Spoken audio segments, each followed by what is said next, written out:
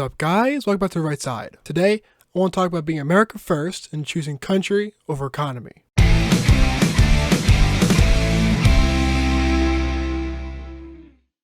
Much has been said recently about the effects immigration has on an economy, the general health of a nation, and how we balance the seesaw of GDP and American culture. Looking at both sides of the issue and the arguments on both sides, I understand the sentiments. This topic is not a simple and concise one, addressing the need for skilled labor force for different industries. America is unique. No other country has the expectation of being the home of immigrants like America does. Look across Europe, Asia, South America, and even Africa. No one has a reputation for immigration as America does. This reputation and origin has its stark blessings and curses. The blessings are obvious. We get the smartest people from across the world, and we're able to compete against giant mercantilist countries for innovation and economic success. The curses can lead to societal and civilizational collapse. Oftentimes, experiencing mass migration absent assimilation dilutes the native culture of the native people, therefore destroying the nation itself. Immigration is a topic I have not shied away from on this channel. My views on immigration are very clear. Even for a country like America, with the reputation we have for immigration,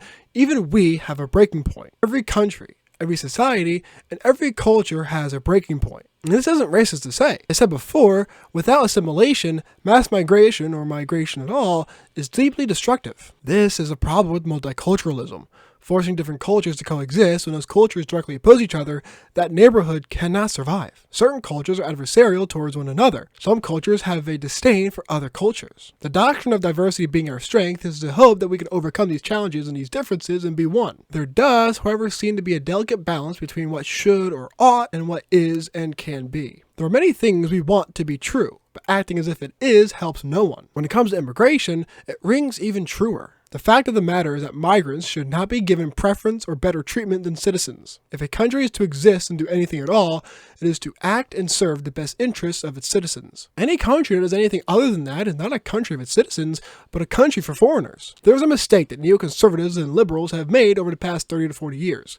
Raising the importance of GDP over the health of the nation. To me, this dynamic breaks itself into two different theories. One side believes that you can rally a culture around the strength of an economy, and therefore, the downstream effects create a strong culture. On the other side, there's a belief that you build the culture and society first by instilling the values, and the downstream effects are having a strong economy. I don't have a problem with taking the top 0.1% of the world to push us over the top. What I do have a problem with is flooding the country with desperate, cheap foreign labor meant to undercut American workers. This is what I think is a major problem. Chasing the dollar over focusing on the country. We must watch ourselves and make sure that we don't fall into the trap of worshiping economic analysis and numbers, placing them as being more important than the health of the nation. We shouldn't forget that having free trade with countries that hated us economically led to manufacturing jobs being shipped out of this country. Focusing solely on economics often means you take away from prioritizing your citizens' interests. When you have a country like the United States with a high standard of living and labor laws that countries like Mexico and China do not have, like slave labor, we must take that into account because, quite frankly,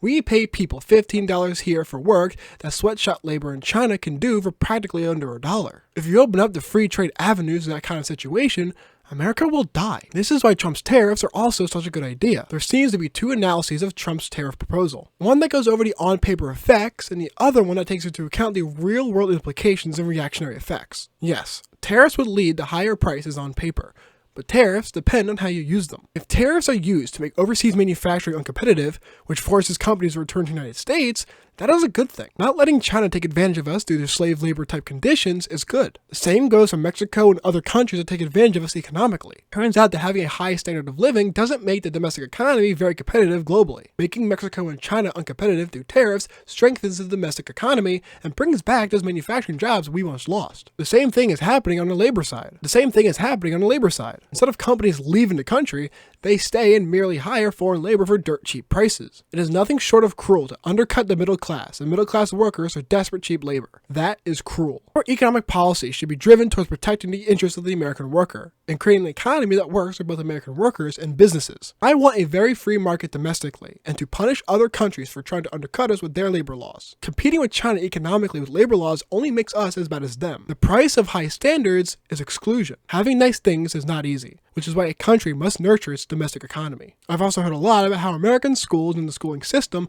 might be leading to this labor shortage in certain fields. The answer is abundantly clear. I always have and will continue to support removing all federal funding and subsidies going to these universities, making them obey market forces. In reality, for many majors, students don't need to go to school for full years to earn a degree. It's only to squeeze out as much money as they can from students who are nothing less than captive audience. These universities need to obey market forces. They are all the trading ground for the educated workforce. The same way you fix K-12 through school choice. You should cut all external funding from the state to these universities that create perverse incentives and structures that turn them into nothing more than credentialism factories. Make these universities earn their keep. Frankly, we should be having many more apprenticeships that would essentially turn universities into nothing more than transitory programs from high school to employment where you get technical training for that field. Other countries do this, but there's no reason why we can't. One of the biggest labor force reactions we've seen in the past 10 years is the overemphasis on soft skills and soft labor and away from the trades. We sent so many people to college for liberal arts and softer skills that we ran out of electricians, carpenters, and plumbers. Allowing our public school system to be more dynamic would help this. These aren't jobs or fields that require a 4-year degree. School choice does just that, because it takes away the slower moving regulatory body that keeps public schools from being more dynamic and allows private and charter schools to fill that gap. We need to bring back trade schools. That's exactly what should be happening in the tech sector. The tech sector isn't a job that you may be able to get with simply a high school diploma, but it doesn't take 4 years to learn how to code. We have to allow universities to be more dynamic, and to do that, we must allow them to feel the burden of being inelastic in their services. People always say that federal funding is bad, but never truly explain why. Public and private money carry very different connotations. Private money, through investments, originates from someone doing a calculated risk-benefit analysis, making a careful hedge on someone's success or failure. Public money comes out of thin air. The Fed just prints it right up, so they don't have much discretion on what it pays for because it's not their money. So when a company gets money from the government via subsidies or funding, it knows that source is not likely to go away anytime soon, contrary to a private source of money, which may go bankrupt if it makes bad financial decisions. Universities and companies with public subsidies don't hedge on a government defaulting on its debt. Governments are far less dynamic than the private sector. Governments don't operate by market forces. They move by political forces, which are often very slow, and radical changes don't happen very often. The companies are forced to shift and change drastically at the drop of a hat. So universities can very easily, just like those on welfare, get hooked on the easy source of public money, knowing that the public sector isn't going anywhere anytime soon. They aren't being held to any scrutiny because the government, by nature, isn't very frugal with its money. This is why subsidies and federal funding can be so perverse. And I'm fully aware that if you say cut federal funding to universities, the donors may just replace the void. Here's the difference. These donors are giving their money to these universities not for free, but for a specific reason. The school can lose its money if it doesn't abide by the donor's requests or preferences. The federal government isn't structured to operate like that. Often, these universities are cut nearly blank checks for any reason. The push to lower tuition through public subsidies only raises the cost of tuition. So, cut federal funding to return universities to market forces and institute school choice federally to return K-12 to market forces, reinvigorating trade schools. Make our labor laws reflect a prioritization of American workers over foreign workers. I want us to prioritize the country and its citizens over how high we can get the GDP. Prioritizing the economy over the country reflects a materialistic attitude that degrades the culture of society rather than nurtures and builds it. Instead, we ought to protect American interests and ensure that American citizens, business owners, and workers have preferences and prioritization over foreigners. A country that doesn't do that or fails to do so isn't just denying its citizens what they ought to have. They're fundamentally failing to be a country in the first place. Before I end the video, I want to get into this idea that arguments on the right are bad because they split us up and that the left is somehow more organized and efficient. The very fact that we have these debates on the right in the first place is proof that MAGA and the right wing is not a cult. If you like the left wing, the Democrats, any disagreements gets you exiled. If you don't agree with them 100%, well, you might as well just be a right-wing conservative. But on the right, if you agree on even less than 50%, we can still work together on a minority of things we agree on. That is something the left fundamentally does not have or practice. We are able to think critically on our side, to not be an echo chamber, and to challenge each other, to push back. How often does that happen on the left? Look at how they treated Bernie Sanders in 2016 and 2020. Bernie Sanders was wildly popular in 2016 and still had momentum in 2020.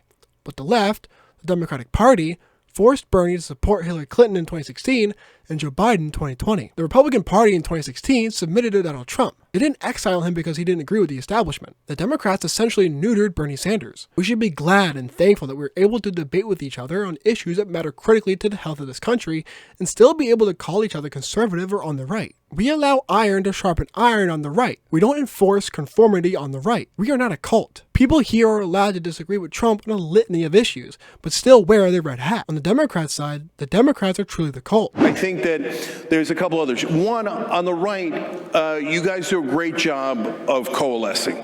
Okay, so you do a couple of things well. You work together well, and you're more welcoming, if I'm being honest. We're glad Cenk's here, right, everybody?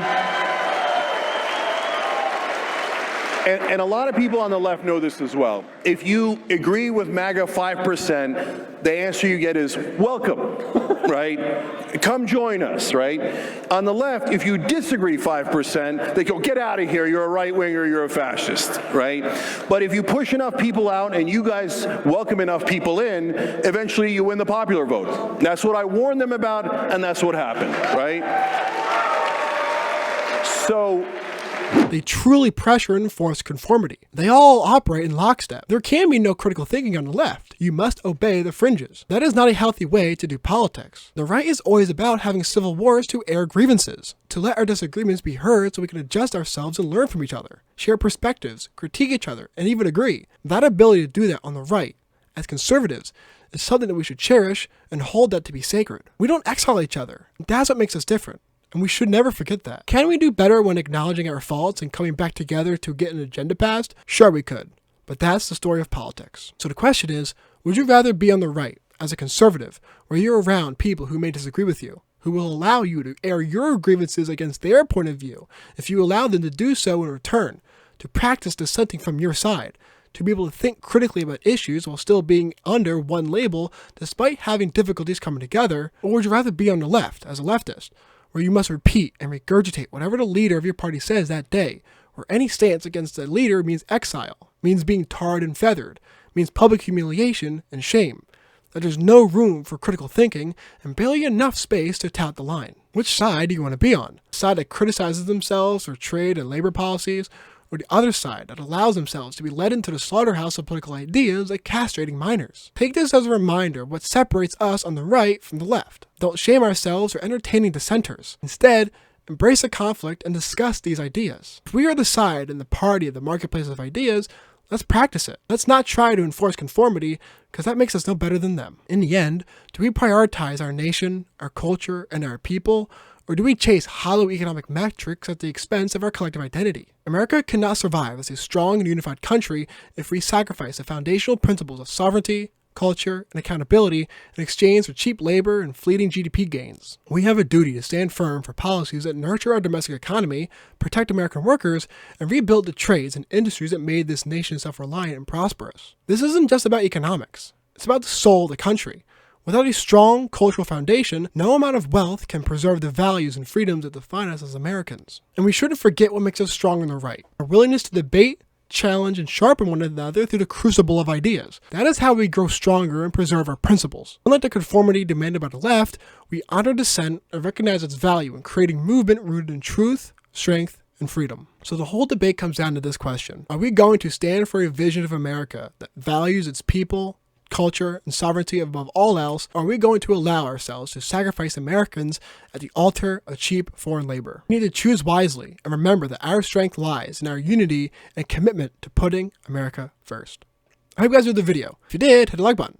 If you want to support and help the channel grow, become a member, subscribe, and ring the bell to be updated with all my uploads. Finally, whether you agree or disagree, leave your thoughts in the comment section below. I look forward to engaging with you guys in respectful and thoughtful discussions. With that said, I'll see you guys next video. See ya.